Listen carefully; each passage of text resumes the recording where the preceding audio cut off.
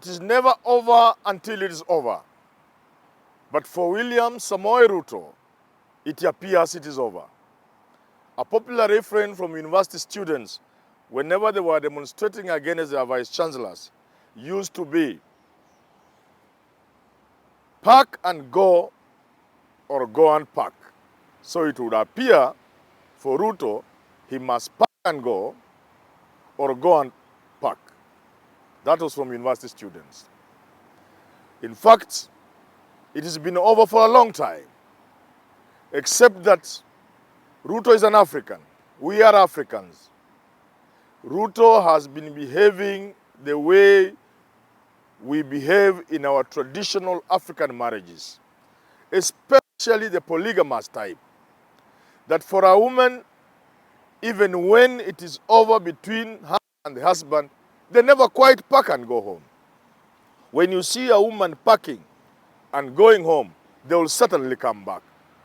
But they normally stay, sometimes using a different house from the one of the husband, but remaining in the compound because divorce is alien to Africans. Sometimes they may share the same room, and this is still happening today, but not the same room, rather the same house, but sleeping in different rooms. Sometimes, because of circumstances, they may share the same room, but not the same blanket, and so on and so forth. This is our African setup. Perhaps borrowing from this, Ruto has been sticking in this marriage, but it's gotten to a point where the marriage is abusive, where even those of us who do not believe in divorce might be forced to advise a spouse to leave. The moment a marriage gets to this point, you don't need feeder to consider leaving. So for Ruto, that seems to be option. So Ruto must now leave. He must resign. But resign must not be taken in its simple sense of doing what Jaramogi did. That is no longer tenable for me to occupy an office under you, Mzee Jomo Kenyatta, drawing Kenyans' taxpayer salary and doing nothing. Not in that manner, but in different senses of the word leave or resign. One, Ruto could decide to leave by merely going mute. Just silent, minding his own business as a DP, calling his troops to order, locking his house, keeping it off from politicians. Nobody goes to Surgoi, nobody goes to Karen. He wakes up in the morning, does his work as DP, whatever little there is, including just reading papers at Harambe Annex without showing any interest. That is one way of living or resigning. Secondly, DP William Ruto could resign or leave in the manner the late Professor George Saitoti did at Kasarani when KANU was reorganizing, and all of a sudden, akin to what happened to Jaramogi Oginga Odinga in 1966, when Mboya came craftily with 8 vice president positions, meaning Jaramogi was holding a watered-down position. For Saitoti at Kasarani, instead of one vice president, vice chairman of the party, or vice head of the party, there were now 4. And he was not even among the 4. Kamodo was edged out as SG. His position was taken by Raila Odinga. Then there were 4 vice presidents, or vice chairmen: Kalonzo Musyoka, Ronald Ngala, Musalia Mudavadi, Uhuru Kenyatta. Saitoti was nowhere. When he discovered this, he asked Moi, "Where's my name?" And Moi told him, Saitoti, kama hakuna. But in his landmark speech, he said, and I quote, "There come a time when the nation is more important than an individual."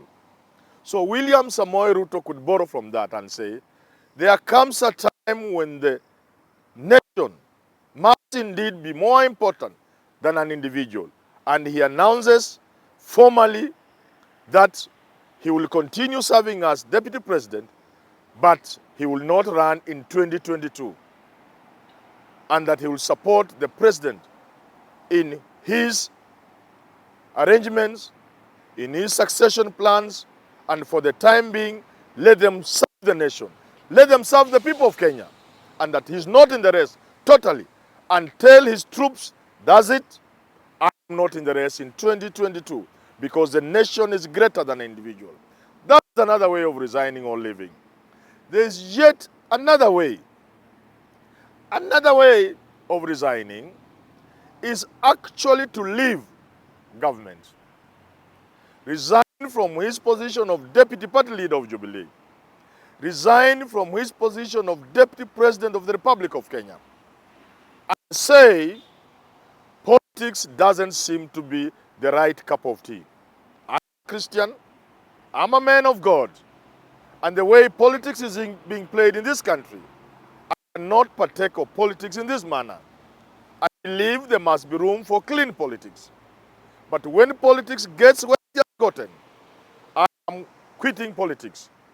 Then he will go and do his chicken farming. He had gone to benchmark in Sudan. He can do more than that. I understand he produces about 3 million eggs in a day. He can improve that to 10 million per day. I understand he's in the hotel industry. He can expand his industry and become some of these big names in the hotel industry. That again is a path he can choose after resigning from government. Fourth, which is the second way of resigning, he can offer his resignation, leave government, and say, I am leaving government because it's no longer tenable for me to remain deputy president of this country. It's no longer tenable for me to remain in government as I pursue my ambition and dream of becoming president of the Republic of Kenya. And therefore, Your Excellency Uhuru Kenyatta, I leave your government in peace. I pray for you because I'm a prayerful person. I leave so that you may serve the people of Kenya without the unnecessary wars that are getting your attention away from working for Kenyans. Let me go to Surugoi. He can do that. Tell Uhuru Muigai Kenyatta, serve the people of Kenya. Let us meet in 2022. I'm going to assemble my army. Your father was quoted many times saying, wanaume ni kuonana, ana kwa ana. Saying in Kikuyu, it comes out very nicely. The Luya say, mundu hu mundu. I'm going home by meet in 2022. You serve people of Kenya. Let me assemble my army. That's another way of living. But what I'm saying is, leave, he must leave. The form of that resignation or that living may vary, but leave, he must leave.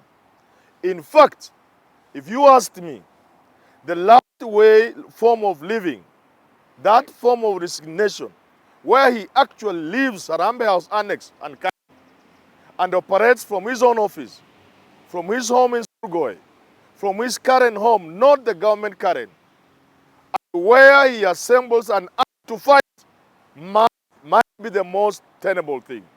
And there are many reasons. For example, if Ruto does not leave government, his people will continue being hit. Murkomen and Susan Kiika, Kiunjuri Mwangi, hiyo ni Kionjo, the son of Jomo Kenyatta, the son of the Spear, is yet to move. I have said before that many of the people who are throwing barbs and insults at Uhuru Kenyatta, at the son of Mamangina Kenyatta, they seem not to know the Uhuru I think I know myself. I've never met him personally, but I know him. The moment he will move, and he has just barely started, people are crawling under the bed. So for Ruto to continue being in government, he will be opening his people to attack. And finally, the net result of that is the people, your lieutenants, who get hit, who get sacked from government employment, who lose their positions in the party and in parliament, they will begin naturally and psychologically to see you as not the father figure they expected you to be. The people working under you know you are a big, tough, serious guy. How do they maintain that psychologically when they are being denguliwed like birds? They will not, and will have an impact in you. So to save your own people, you might be forced to leave government. And I'm saying more of this is coming. Because again, not to leave government is to subject yourself to very serious problems. You will embarrass yourself because you will fight. Look at Mulkomen. Look at Susan Kika. They are running like headless chicken. You cannot fight Uhuru Kenyatta when he's the president of Kenya and the Jubilee Party leader. For those who think Uhuru mentioning recall, he cannot do so, I'm telling you, you are dreaming. I'm not saying this because I like it. Sometimes Kenyans don't understand. When we make observation, doesn't mean we like those things. It doesn't mean we support those things. I'm not supposed to defend what I'm saying. But I am forced to right now. Because I'm saying when Aisha Juma mess in ODM tried to kick her out. They couldn't succeed. There have been others like Osoz in ANC. Before them, there have been others. The only time this happened was the time of Kanu. Kanu Disciplinary Committee under Okika Mayo. The moment you are expelled from Kanu, you lost your seat. So people think because it was difficult to remove Aisha Juma and ANC's Osozi, then it will be difficult. My friend, you are lying. The person who will be engineering your removal from parliament, from the party, will be Uhuru Muigai Kenyatta. And then you will go. Another way of embarrassing yourself, you will take the party to court. In the manner people like Kostani are doing. Caleb, my friend, you are wasting your time. The tribunal will not listen to you. Neither will the court. Who tells you NEC did not meet or cannot meet or cannot fabricate the meeting, the minutes? When you take the issue to court and the Tuju gives the minutes with NEC members and there's a quorum, the court is not bothered who was invited, who was not invited.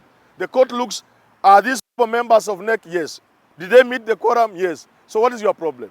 If you say those who went to State House, for example, were not 20, who tells you somebody didn't participate by phone because of corona? You can't win the case. This is not any, so you'll keep embarrassing yourself. Then you take Tuju to court. Tuju's simple defense will be, these matters of merger and cooperation are squarely, according to our constitution, covered in under Article 9. This falls under the power of the president, the party leader. So then Tuju says, you have brought the wrong man to court. The man to bring to court is Uhuru Muigai Kenyatta, the party leader. Look at how you are embarrassing yourself. You lose in all these wars. And the net effect is that you will end up embarrassing yourself. But finally, why I'm advising you, and I like you people. You think I don't like you. I like you very much. Finally, why I'm advising you to stop these foolish small wars, apart from running the risk of coming out childish and foolish, there's the danger of losing your gem. Don't you forget the people in Tanga Tanga that Uhuru Muigai Kenyatta and his team are not happy of the fact that you control most of Mount Kenya. They are not happy, and they are working on that. So this is a trap thrown your way.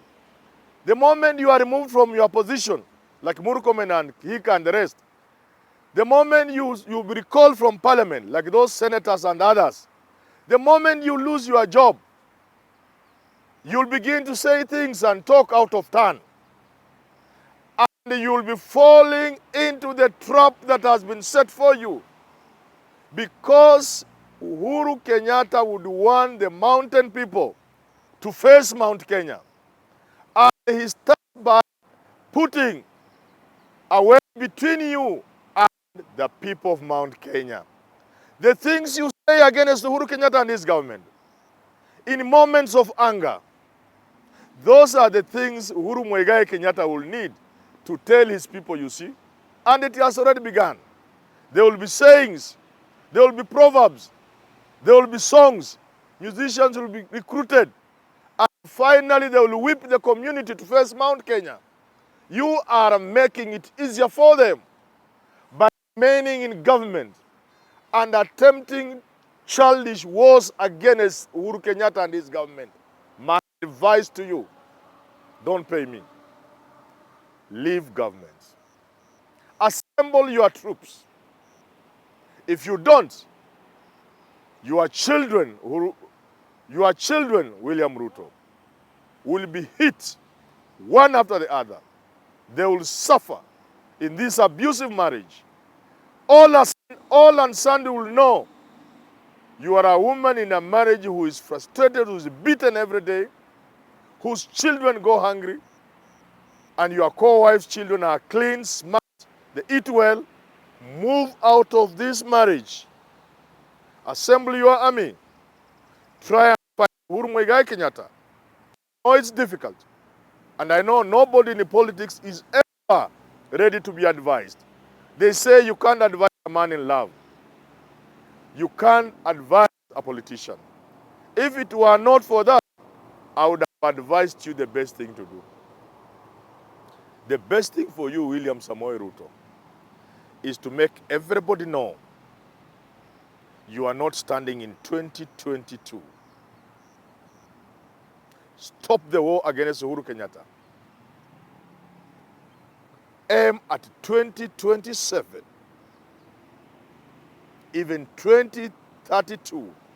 At your age, at qualities that I've always said about you, and your abilities and your capacities, if you move out of 2022, you'll be the man to beat in 2027 or 2032.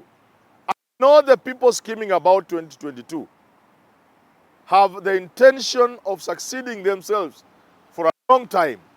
But 2027 or 2032, William Samoei Ruto is a sure bet for you.